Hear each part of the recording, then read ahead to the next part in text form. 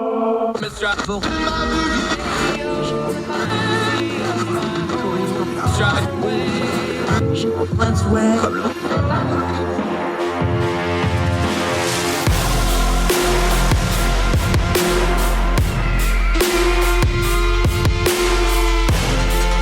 your host, Andrew Donaldson.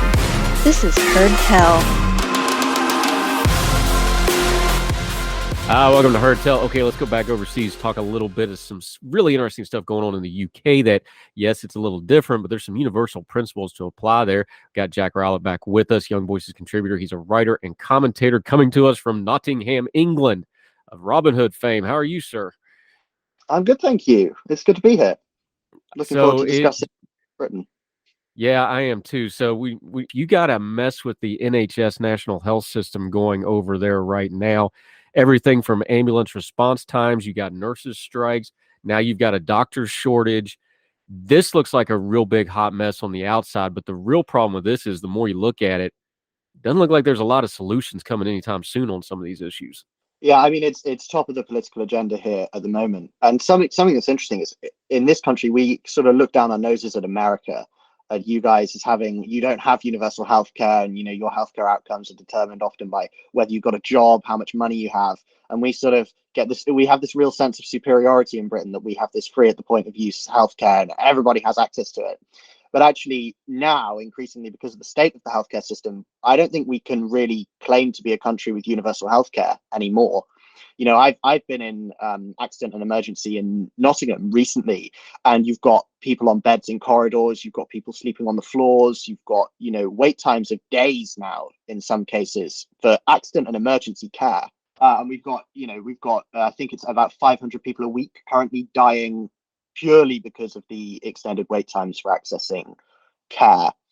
And in terms of the solutions, I think there are a couple of problems here. One of which is that it sort of has to get worse before it gets better. And so I think that's the dynamic of us feeling like we can't really make it better, like there's no solutions to the problem, because actually there's nothing that's going to make it better tomorrow. But there are a number of things that we can do reasonably quickly. So one thing that's being talked about a lot over here is that we could allow pharmacies to prescribe medication, because they're not allowed to do that. So for kind of less serious illnesses, you would be able to go to your pharmacy rather than your doctor and get a prescription for some medication from them. And that's we've got a big problem with wait times for doctor's appointments as well, so that would help out with that as well. And then other solutions, like the fact that the NHS model really focuses on acute care, and it doesn't focus enough on making sure people are fit and healthy in general, and so preventative care. And so there's a lot of talk about how we really need to transition to focusing on that sort of care as well, because then you avoid this sort of crisis happening in the first place if you have a fitter, healthier population. Yeah, Jack Rowlett joining us. Let's have the grown folk talk about this, though, is because too much when you're talking policy-wise, like when we're talking on a show like this or we're writing a piece, some of our friends use universal healthcare or government healthcare or single payer, whatever terminology you want to use, almost like it's a magic word, like, oh, we'll just have universal healthcare and it fixes everything. Whatever system you're advocating for, if it's not well administered, it really doesn't matter, because you're still going to have problems with it. And that's where this thing kind of falls apart, is like, look, it's not a magical incantation. If you're going to have universal health care, there are trade-offs to it. You're going to pay much higher taxes. You're going to have limited options on your health care. You're going to have those trade-offs, but it is free and everybody gets it. We just don't want to have those full discussions past the buzzwords sometimes. Like you just said, you've said it for so long. Well, we have universal health care. You don't. This is the risk of it in inertia. If you don't administer it, it really doesn't matter, does it? Yeah, I mean, if it's free but terrible, then there's not much point in having it at all. And ultimately, somebody does have to pay. And that's the sort of difference is ultimately care in America is rationed just as it is here. It's just here it's being rationed at random in a healthcare system that's sort of crumbling all around us, whereas in America it's more rationed on the base of your income or your job, right? And here there is a real, we often say in the UK that the NHS is the closest thing we have to a national religion. Like that's the sort of cult-like status it has in the national psyche. And for a long time, any talk of reforming it at all immediately leads to suggestions that you want to replace it with an American style system and that you want to privatize it and you're going to sell off the NHS to private American pharmaceutical and medical companies. And so there are all these roadblocks to reform. And it's a lot of it is driven by the politicians, because as soon as you have one party say, okay, well, the NHS is a mess, we need to reform it, let's do A, B, and C, the other parties come along and say, no, you want to privatize the NHS, they're going to destroy it. If you want to save the NHS, you've got to vote for us at the next election. And so nothing ever changes. But I think right now, the scale of it is just unimaginable. I don't think people really imagined that we'd reach a point in this country where you are ringing 999 for an ambulance and potentially it just doesn't come and you end up dying in your home, or your loved one ends up dying. And so I think now there is something of a changing attitude, and people are acknowledging that maybe we do need a change to our healthcare system, and that maybe even I think our attachment to universal healthcare is resolute, but that maybe this model of universal healthcare just doesn't work with the aging population we have. Jack Rowlett joining us. See, this is the problem in healthcare in America: is the older you get, the more expensive you get. We're talking about the business side of it now. The older you get, the more expensive you get. And we have an insurance-heavy model for good, bad, or indifferent. So, the young people have to pay into it, although they're not using as many services, broadly speaking, to take care of the older people. That's the problem. You already mentioned it. For folks that aren't familiar with the national health system, it was built, it's a post-World War II thing heavily. That's kind of the model. It was designed for that Britain, because that was the Britain that existed then, the UK more broadly. That's not the UK that exists now. There is the talk that it didn't keep up to the times as it was supposed to, that focused on acute care, not focused on things like preventative care or long-term care or even palliative care for the elderly. That's where you start getting into the nuts and bolts medical policy problems here. And that's where a lot of the debate is, isn't it?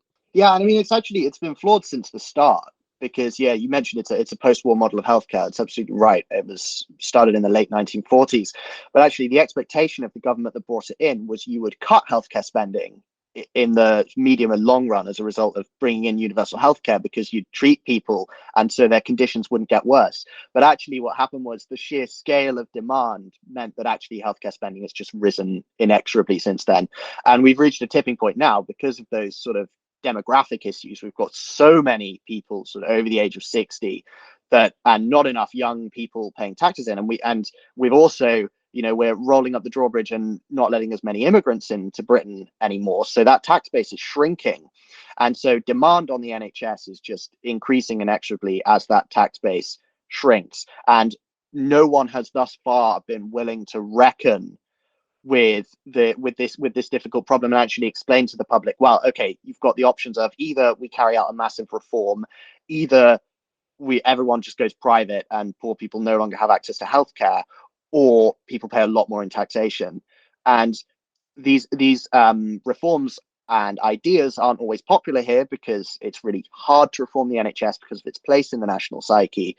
But actually it's so urgent now. It's so urgent. You've got, toddlers sleeping on floors in accident and emergency departments. You've got pensioners waiting 4 days, pensioners with suspected heart attacks, waiting days for healthcare, dying on trolleys, people in car parks here receiving care in car parks because there's no capacity inside the actual hospitals themselves. We just need to do something about it and reckon with the difficult truth.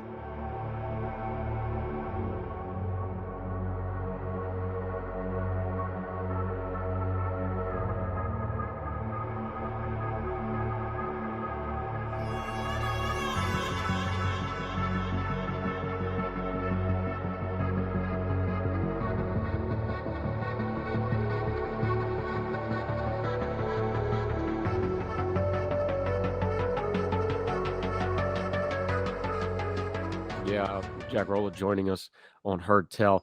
When we have these conversations, I always put my hands up, and I was like, okay, I'll have the universal healthcare versus whatever debate with anybody you want to. I want to tell everybody two things about me, though.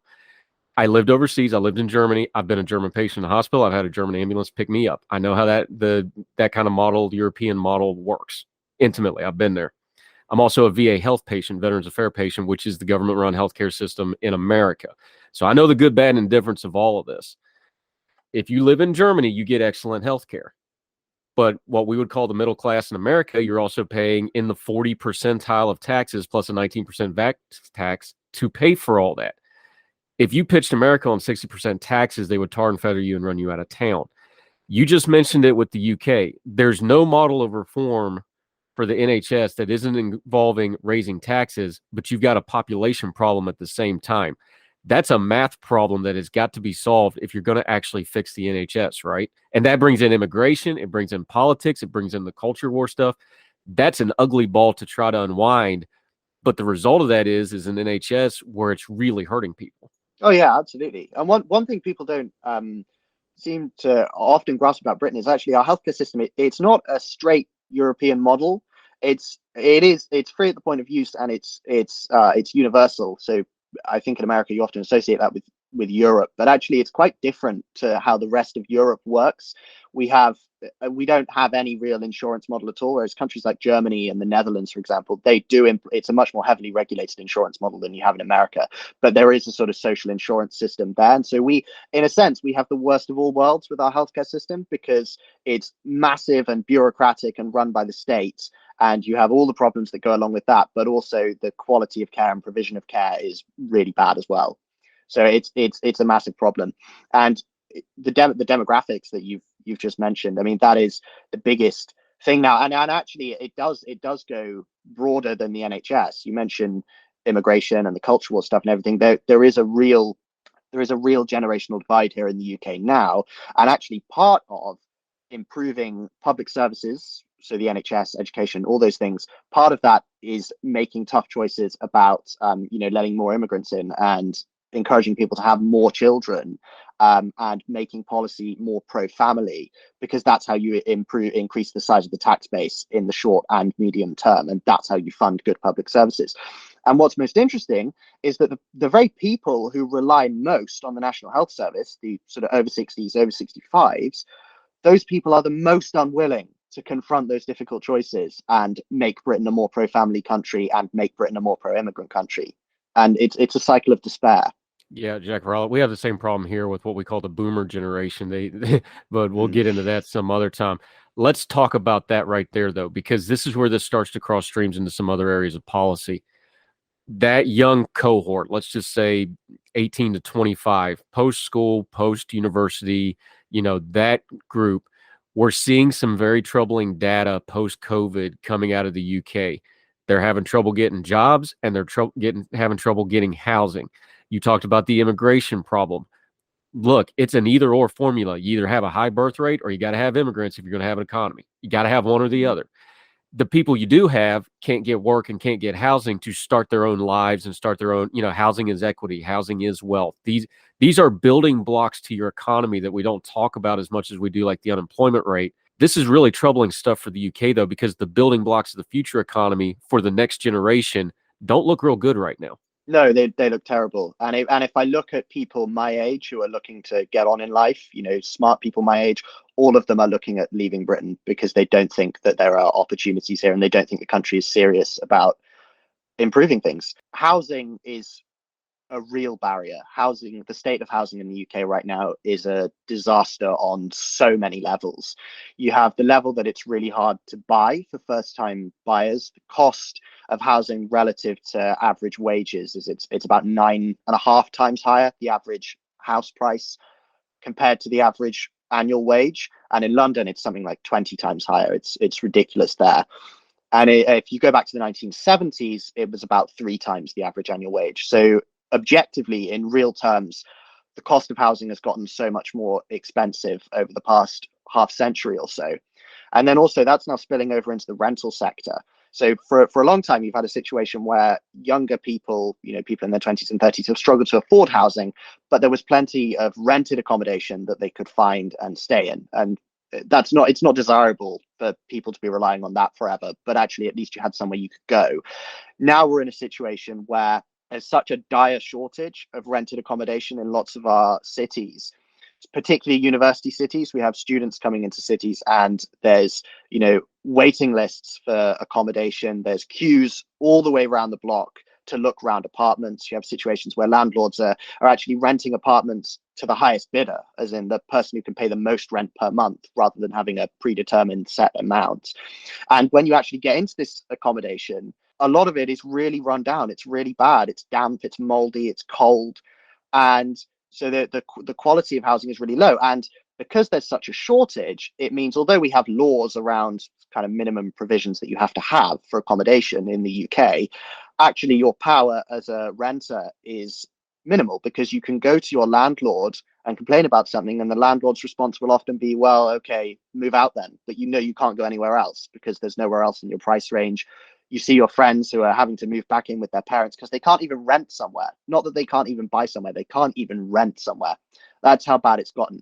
And then that spills over into this intergenerational problem, in that you have boomers here who own all the property essentially, and they block new property from being built, particularly in the places we most need it. And so again, that cycle of despair, it just gets worse and worse and worse and worse.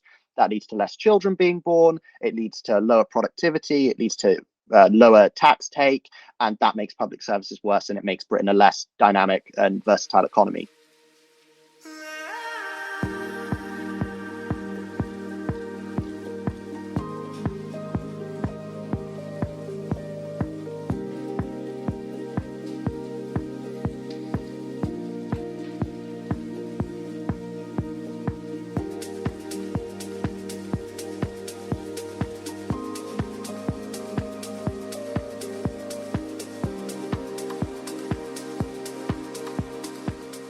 Yeah, Jack Rowlett joining us. The reason I bring that up is because you said Britain is under a generational change. Generational change comes whether you want it to or not, right? There's no stopping it. That's the tide of time when it comes to people.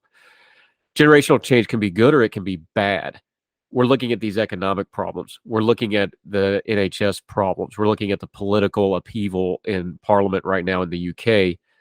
It doesn't look like this is going to be good generational change if you don't solve some of these problems. You have a urban and rural problem. The highest unemployment for the youth is in the West Midlands, the Birmingham, the old industrial sectors. It seems like there needs to be some pretty bold action here to cut off this whole generation going in a bad generational change instead of good generational change.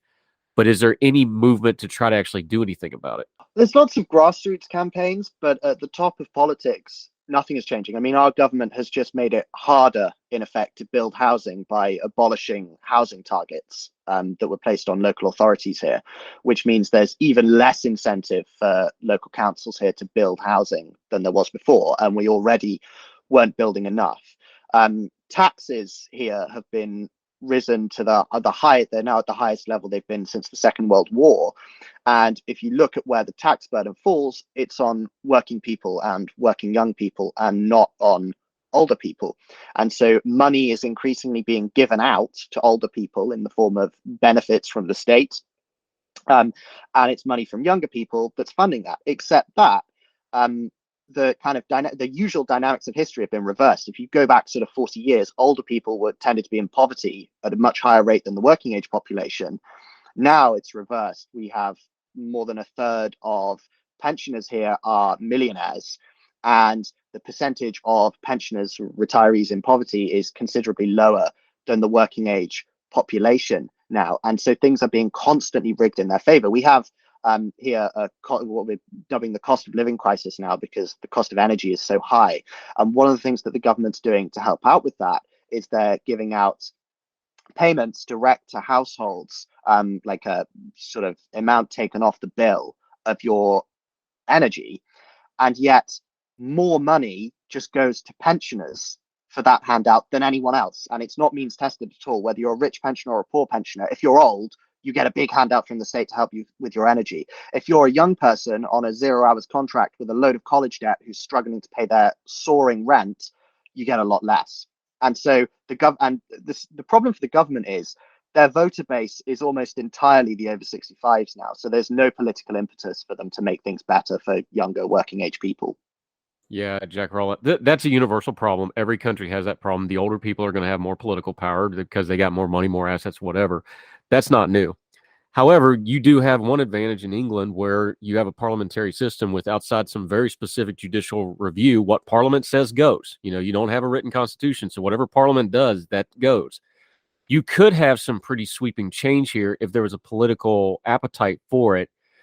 how much has the chaos of the last year or so really crippled people's belief in Parliament? And I'm not just talking Labor versus the Tories and that sort of stuff, just the chaos in general. That's where it really starts kind of hurting, is because where you would look to Parliament's like, okay, it's time to do some sweeping change here. And you're changing prime ministers every 5 minutes, and you're just kind of sitting around waiting for the Labor to get their turn. And you're probably not real super hyped that the Labor's going to do a whole lot. That's a big problem of faith in government you've got when you really, really need them to be able to steady the ship, right? Yeah, I mean, the system's totally breaking down now. And if you look historically, when one party gets tired, there's tended to be a politician from the other party who is a kind of radical, dynamic leader who people can get excited about and get behind. And actually, if you talk to people in the UK now, no one feels excited about any of them. You know, they're all terrible. They're all, or not terrible necessarily, but there's just a kind of apathy, right? You either hate politics or you just feel apathetic towards it here.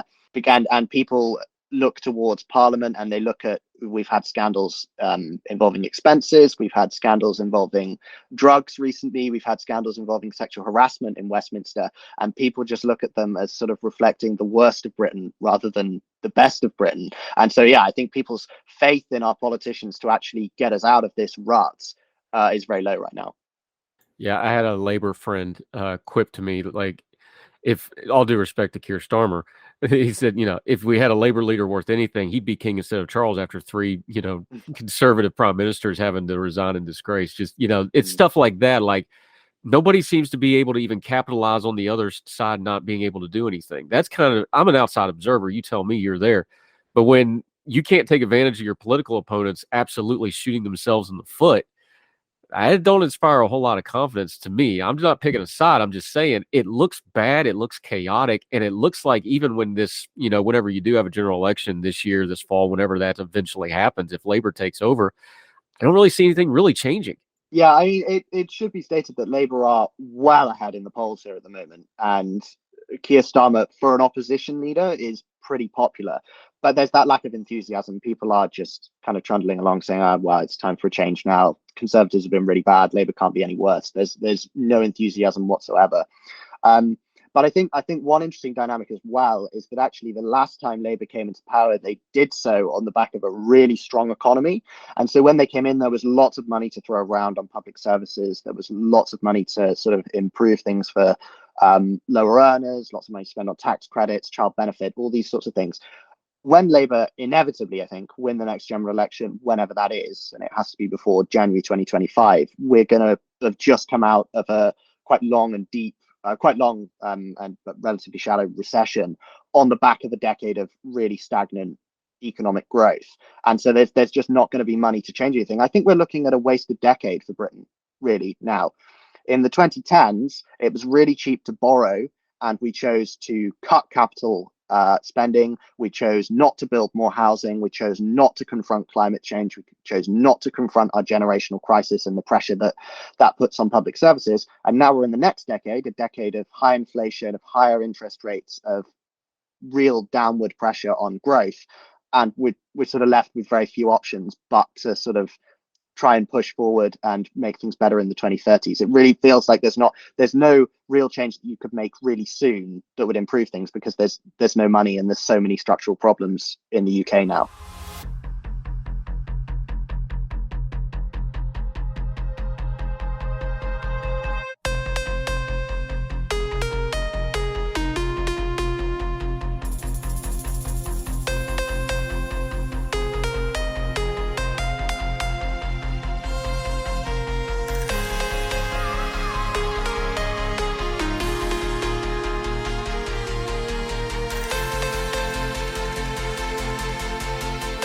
Jack Rowlett joining us. That sounds bleak.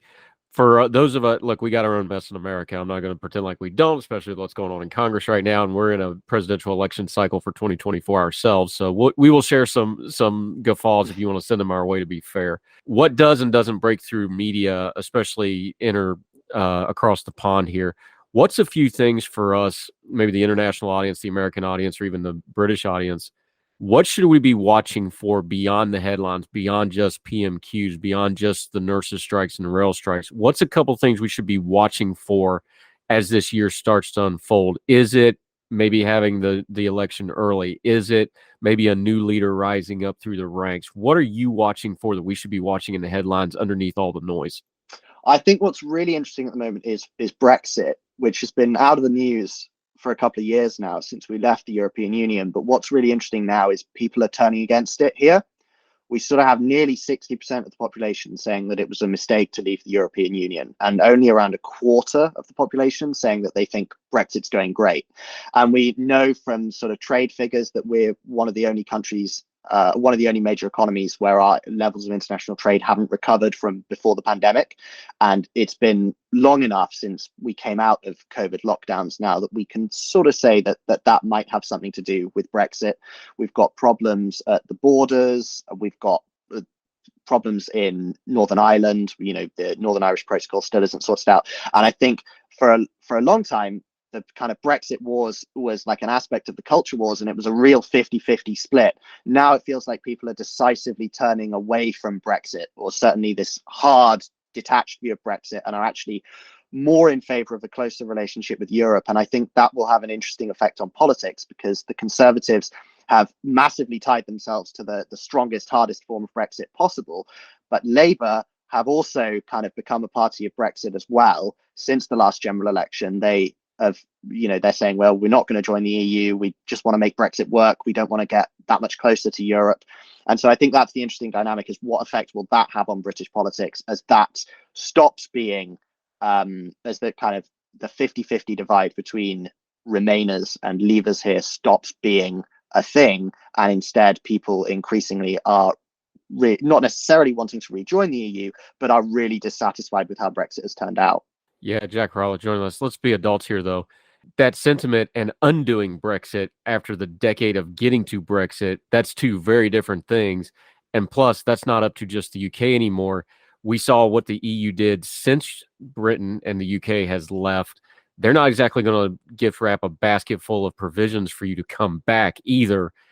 That could be even worse of a situation. There's a lot of mess there if they ever decide to try to go back down that hallway again. I wonder how much taste there would be for that if they actually tried to do it. Yeah, I think that's one of the big barriers, is that I mean, if I were the EU, I wouldn't really want us back at this point. And I don't think there's much suggestion that we'd go in to Europe. Oh, they want you back, but they're going to want you on your knees crawling back. Yeah, well, and economically, everything's going to be 70-30 their way, which I'm not sure that really fixes anything for the UK. I'm just being real about it. Like, if I was them, I'd do it too. It's like, sure, we'll have you back, but everything's going to be in our favor this time.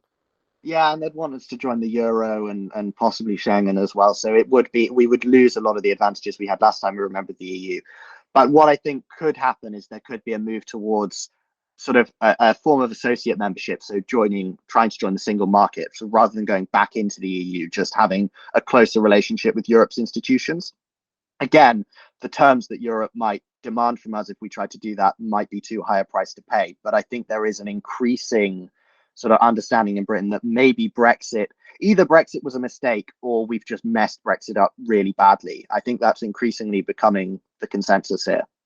Yeah, interesting times we live in, my friend, for our friends across the pond, Jack Rowlett, one of our great Young Voices contributors. He's a writer of commentary. He's all over the place. Great talking to you. Before we get you back again, let folks know where they can keep up with you, what you got going on, and how they can follow you until we talk to you again on Heard Tell, my friend. So you can find me on Twitter at Jack_nostalgic, and you can find all my articles there, all my latest writing, latest appearances on British television and radio as well, and keep up to date with my thoughts on British and global politics. Yep, there's a lot of stuff on housing, which is really important stuff to pay attention to, because I know we all got sick of infrastructure, but that's the infrastructure stuff that matters. Pay attention to it. Jack Rowlett, thank you so much for the time, sir. Appreciate it. Thank you. Yes, sir.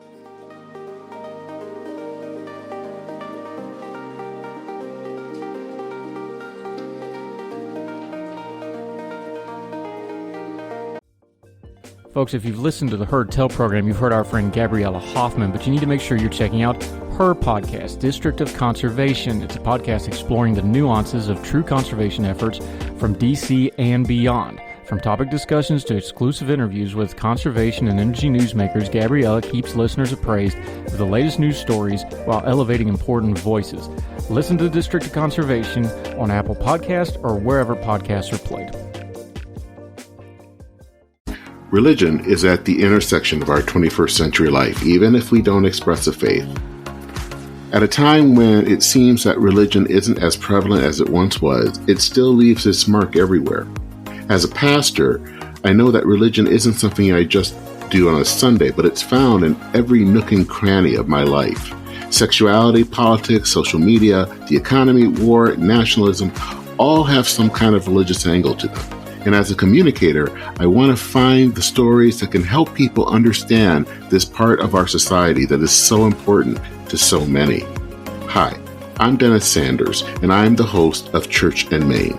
Church and Main is a podcast about the journey of faith and where it intersects with modern life. I look at faith with a journalist's eye, asking the who, where, what, why, and how religion affects some of the major issues of the day. Join me as we journey together. You can listen to Church and Main podcasts at the website churchandmain.org or on your favorite podcast app. I look forward to seeing you.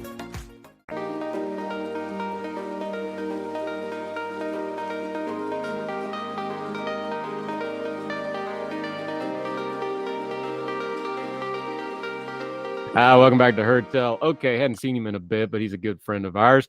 Roy, your boy Roy on the Twitter. We just call him Roy because that would be weird in real life. Roy, how are you, my friend? Good to see you again. Pretty good. It's been a good new year so far.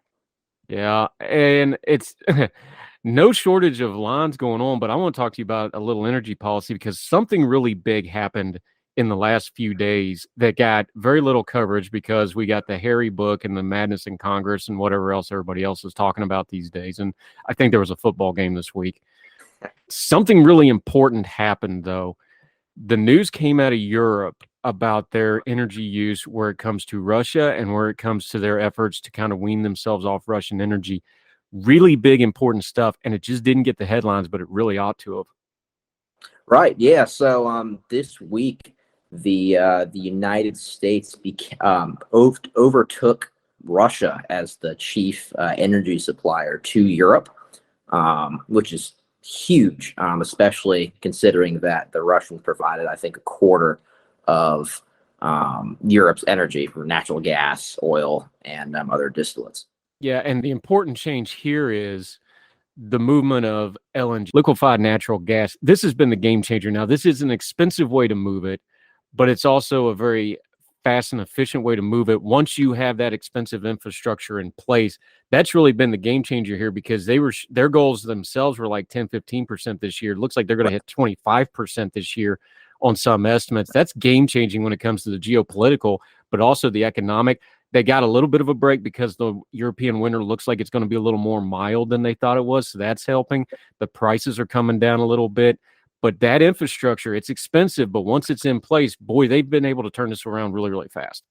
No, you're right. And the Norwegians have really stepped up in supplying their own supplies of natural gas, oil, and other distillates through three main pipelines that go towards Germany. And the LNG plants, they're extremely expensive, extremely costly to maintain. But once you actually establish them, these ships that leave the Gulf of Mexico, Texas, Louisiana, can deliver massive amounts of energy to Europe. And the Germans sure need it because they've shut down all their nuclear plants and they're trying to fire up old coal-fired plants to stay warm. But thank God the winter isn't too bad over in Europe. Yeah, it looks like it. Roy joining us. That brings us to where I want to talk about us. We have some really good LNG facilities, Elba Island and Savannah, Freeport down in Texas, Louisiana. We should have at least a half dozen more than what we have if we would have had a little vision back about 10, 15 years ago, right? This is an argument for infrastructure and energy, not just chasing gas prices. I know you wrote about crude oil prices. We'll talk about that in a second. That's the stuff that gets the headlines.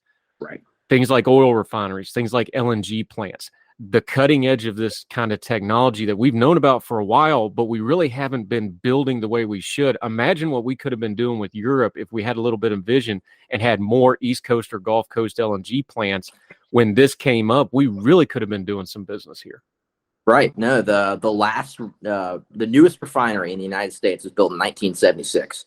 Obviously, I was not alive in 1976, but the sort of refinery crunch, the refinery capacity crunch has really hit home in the last 2 years. The United States has lost about 1.1 million barrels per day capacity in a little less than 2 years.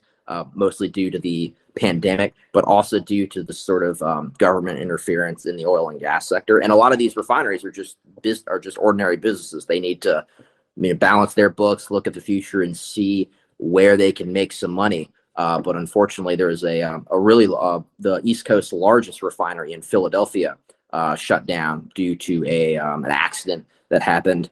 And the company just looked at their books and said it would be prohibitively more expensive to repair the plant and continue production than just to shut it down. Yeah, Roy Mathews joining us. This brings us to what you were writing about crude oil prices. Just let's keep this on kind of a basic level. Explain it to me so even I can understand it, though. Crude oil prices affects way more than just gasoline. And those are two different things, and people sometimes mix them up. This involves a lot of things. You wrote about it. Heating oil. Look, we had kerosene heaters when I was younger because we still had a split. We had a split use stove because they were still from back in the day. We didn't burn coal anymore, but it still had the coal burner on it, so we used kerosene heaters instead. A lot of folks, especially in the Northeast, still use kerosene, jet fuel, other byproducts. Crude oil affects a whole lot more stuff. So when we're not refining as much as we could, and we haven't kept up with the refineries as much as we could, this puts us susceptible to these giant swings in the crude oil prices. It affects a lot of things in the economy besides just that number that hits the headlines. No, you're absolutely right. And, the kerosene's use as a source of heat. Now, nationally, 14% of Americans use kerosene as a heating source for their home. That's mostly concentrated in the Northeast, where obviously it's very, very cold. But you're right. When you have a barrel of crude oil and it goes into the refinery, it can be made into all these different distillates. Kerosene being a very highly refined, very pure distillate. And most folks that use kerosene live in older homes or live in mobile homes where the heating oil tank or the kerosene tank is located outside of the home, so where it's exposed to the elements. So kerosene actually has a much lower freezing point than diesel or heating oil, which is why it's so economical for these folks to heat their homes with in really cold places. Yeah, Roy Mathews joining us. You talked about this when you wrote about it in National Review too. The cost of this isn't just the price of kerosene, which is huge now. I remember when kerosene was cheaper than gasoline way back in the day when we were using it. You're talking $6 a gallon for kerosene right now. The problem is that's not the only price we're paying. Places like Massachusetts, you deal with it. Maine, which you're very familiar with. Places where it gets really cold in the wintertime. Now, things like the omnibus bill and things like this, we're having to put massive outlays in heating assistance. This is costing millions and millions of dollars on top of the actual cost of the fuel. We're making this more expensive than it really needs to be. And I hate to loop back to where we started, but things don't happen in a vacuum. They happen in a sequence. This is why that infrastructure is a big deal. This is why how we negotiate with other countries, how we do it. It all runs into, we end up paying more, not only at the pump for this stuff, but in subsidies to help people afford it. Right. And it's sort of a perfect storm of incidents that led to this. You'll remember the moratorium that was placed on drilling permits back in the summer. Now, normally most people would think that would have nothing to do with heating oil prices or kerosene prices in the winter. But during that time of the summer is when wholesalers and distributors purchase in bulk heating oil, kerosene to prepare for the winter when prices are low, when you and I aren't heating our homes in the middle of the summer, right? So because they put out that moratorium and the prices shot up, a lot of these wholesalers and retailers waited to purchase their supplies, hoping that the price would go down. And because we're coming out of this pandemic and everybody's hopping on planes now, the airline industry, which also is one of the main consumers of kerosene, some refineries use the acronym SKF for Superior Kerosene Fuel. Jet fuel and kerosene are by and large the same fuel. So now you have a massive demand for the airline industry to fuel their planes, but you also have this shortage where wholesalers and retailers are now having to buy kerosene even more now that they've waited and the price still hasn't gone down. So you have these shortages.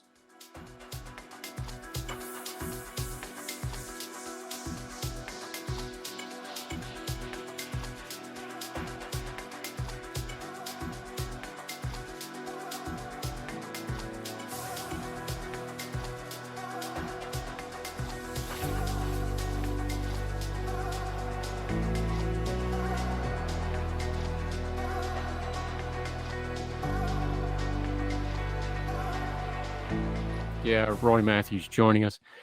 Let's talk about the other side of this, because that's the political and the economic side of it.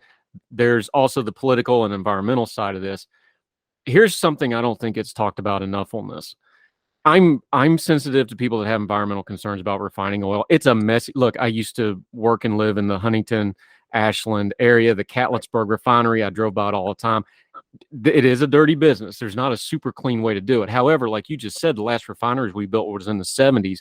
Not only the green technology, but the refining technology has gone down the road 40, 50 years. We have new technology to do it better, cleaner in those bridges before we get to that bright new future that always seems over the horizon, right? That's part of this that doesn't get talked about. Is we're not going to build a 1970s refinery. We're going to build a 2020 refinery or 2030 refinery, probably, with by the time you do the lead time and stuff. Should we be discussing it that way? As like, look, technology isn't stagnant, not just in the green stuff. The way we use fossil fuels is also improving incrementally. Those two things need to bridge each other, and I don't think we talk about it correctly in that way.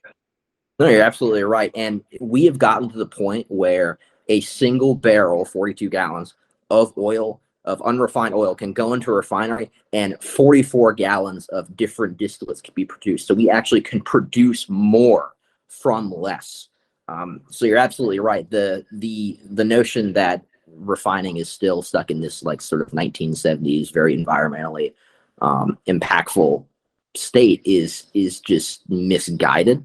And we've seen from these price hikes that it's mostly the folks, the low income folks, the folks that are living in mobile homes, in older homes, folks that are on Social Security fixed income, that are really feeling the pinch from these prices.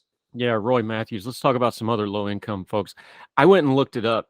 I kind of knew it, but I want to make sure. Natural gas production, okay, which is a lot cleaner than coal mining and a lot cleaner than oil refinery, although there is environmental impacts and needs to be regulated, and we all understand that. Look, I'm sensitive to this stuff. I'm from West Virginia. I've seen firsthand what strip mining does. I've seen what clear cut logging does.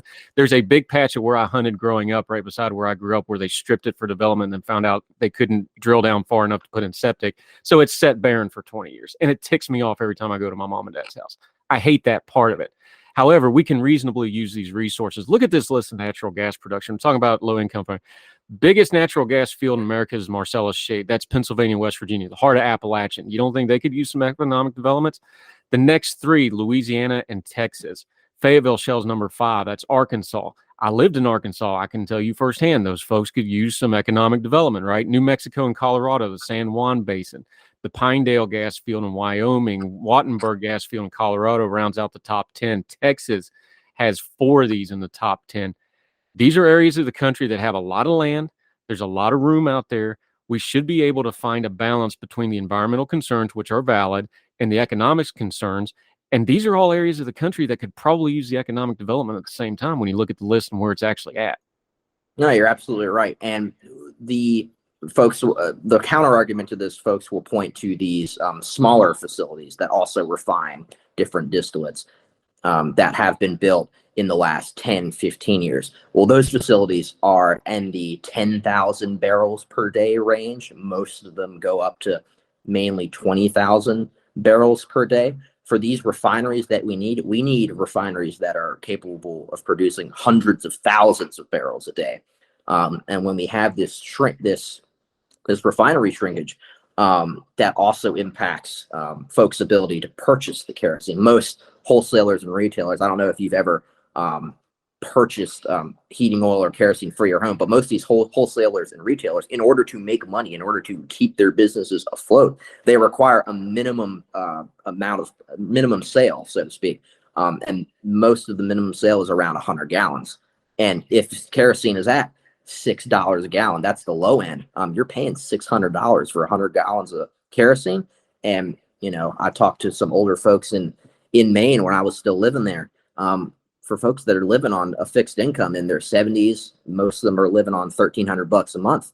That's more than half of your monthly income, and you still gotta put gas in your car, go see your grandkids, get groceries, get all these supplies. So it really starts to hurt the folks that really can't afford most of these wild price spikes. Yeah, Roy Mathews. The other part of that too is they're guessing on the price fluctuations. So you can make or break your half a year's budget based on whether you guess right or guess wrong on when you buy a bulk order like that. That's a lot of people's reality, especially people on a fixed income. That's an excellent point. Roy Mathews. Let's bring this back around because we all talk about energy independence in America. I understand, yes, that's a thing, but it's also a little bit of a misnomer because it's not that we're going to shut ourselves off from the world energy independence and we're just going to be this bubble. I think sometimes people think that that's not what it is.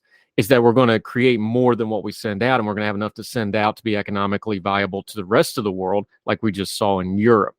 Do we need to change our terminology and update it just a little bit here? Because look, it's a geopolitical issue. It's a world peace and war issue with Russia now. It's like we should be able to export gas to decrease the conflict in Europe because that's a lot of how Russia gets its money, stuff like that. The old terminology doesn't seem like it perfectly fits that anymore. Should we change how we talk about this a little bit? I think we should. Most people, when they hear energy independence, they think of us pulling up the drawbridge, so to speak, and sort of hoarding all our energy for ourselves. That's not really the case, and that's not actually one of the main benefits of energy independence. Energy independence just means we export more energy than we import. We sell more than we actually need, so we can fulfill our heating and energy needs here at home. But like you said, we can also sell and become a supplier to these countries that have had to purchase energy from the Chinese, from the Russians, and we all know, the Russian oil and gas and Chinese oil and gas comes with strings attached. They are going to want something in return, whereas American oil and gas companies and American companies in general are just trying to make money. And so energy independence, I think, needs to be framed more in terms of that geopolitical issue, but also as a way to sort of provide for the folks at home too. When most folks hear about import exports, they just think we're sort of supplying the needs of the rest of the world. If we focus more on how we can provide for folks at home while also bringing in that extra income from energy sales abroad, I think that would go over much better with folks that are really struggling right now just to heat their homes. Yeah, Roy Mathews. One last thing. Let's bring this to a practical level. I always like to bring it down to like how we talk on our social media and talk to each other.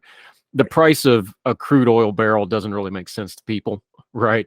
Chasing the gas price on the billboard at the gas station, that's a lagging indicator that has a lot of complex things that go into it other than, like a Memorial Day or something like that. That confuses people. What's an actual number or headline or indicator people should be watching when it comes to energy, when it comes to things like natural gas and crude oil prices? Something practical they can watch because this stuff fluctuates so much. What's one thing they should pay attention to in the headlines to go, okay, that's something I need to key on and pay attention to, do you think? So I would watch focus on travel demand. I would also focus on the transportation sector because we all need these fuels to transport our products. The transportation sector is going to take a lot of the diesel fuel, a lot of the gas, and just like I mentioned, the airline industry is going to take a lot of kerosene. Focus on the trends in the transportation sector. Also focus on refinery capacity. It doesn't matter if we can rip all this oil and gas out of the ground if we can't produce it, if we can't refine it efficiently. Crude oil isn't going to be put into your car. It needs to be refined. And the sort of bottleneck that we've created where we've lost refinery capacity, but oil and gas production has shot up, has created this sort of choke point in our supply chain. So I would really focus on that if you really want to know what's coming down the pipe, so to speak, no pun intended. But yeah, just like you mentioned, the sort of gas prices are sort of the end result of all these different competing sectors and factors. Yeah, Roy Mathews, good stuff as always, buddy. Let folks know where they can keep up with you. You got a lot of things moving and shaking right in the moment. You're kind of between things, but let folks know how they can keep up with you till we get you back on Hertel again, my friend. Right. So, like you said, you can follow me on Twitter. That's at your boy _Roy 98. Put most of my articles up there, and that's really the easiest place you can find me and all my South Carolina Gamecock football talk too. We'll tolerate that because you're a friend. Roy Mathews, always good talking, my friend. Enjoy the new place you just moved into, and we'll talk again real soon, my friend. All right. Thank you. Appreciate it. Thank you, sir. All the music on Heard Tell is provided under a Creative Content license from monstercat.com.